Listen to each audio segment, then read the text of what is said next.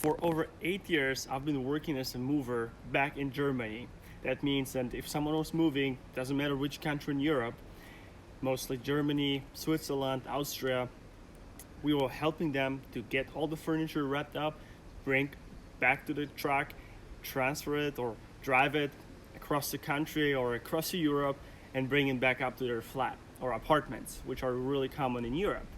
Now, a lot of those buildings, especially in Berlin, the capital of Germany, don't have elevators, and there's still 4 or 5 super high ceiling floors, and we had to carry those things. Sometimes it was fun, but most of the times it was associated with sleep deprivation.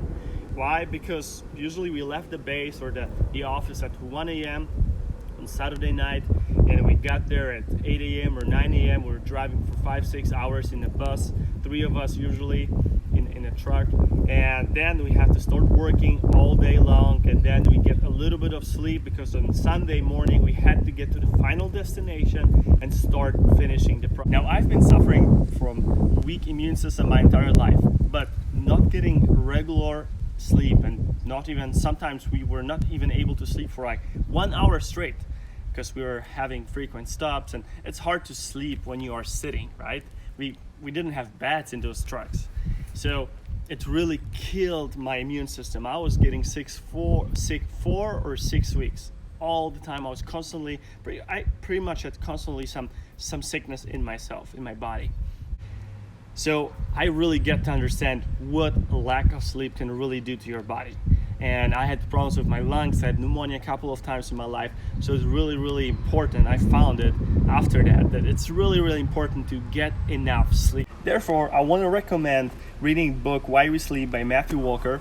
It's an amazing book, and it tells you a lot about it. There's a correlation between injury or high risk of injury and lack of sleep, and sicknesses or disorders like diabetes or even mental disorders. Sleep really, really has a huge impact on all of those disorders. For instance, if you're trying to lose weight, sleep will definitely help you. Dr. Burke is even telling you that you don't have to exercise in order to lose weight, just start sleeping well. You're studying, if you want to learn new language, right now you're sitting at home probably, learn new language, learn new words, even in English, there's so many words you don't know. Your brain needs sleep. If you are an athlete and you want to avoid injuries, you need to get sleep. This is your best recovery you can get to your body. Food is super important, absolutely, but sleep is the masterpiece here. How can you tell if you get enough sleep? Well, if you wake up in the morning, doesn't matter what time, and after 2 or 3 hours before noon, you are feeling like you could get a good nap right now, that means that you probably didn't have good enough sleep. So many times it doesn't matter that you are in bed. This time does not equal sleeping. Sleeping means when you actually have your eyes closed, you don't know where you're at, you're dreaming most of the times, not always, but you are recovering. If you would like to improve your sleep hygiene, I highly recommend taking some sort of CBD. Tinctures work best, or CBD oil. That's what we've heard because of the bioavailability. So if you take some CBD sublingually 1 or 2 hours before you're going to sleep, believe me, it will improve the quality of sleep. It will keep you asleep, but also it will help you to fall asleep.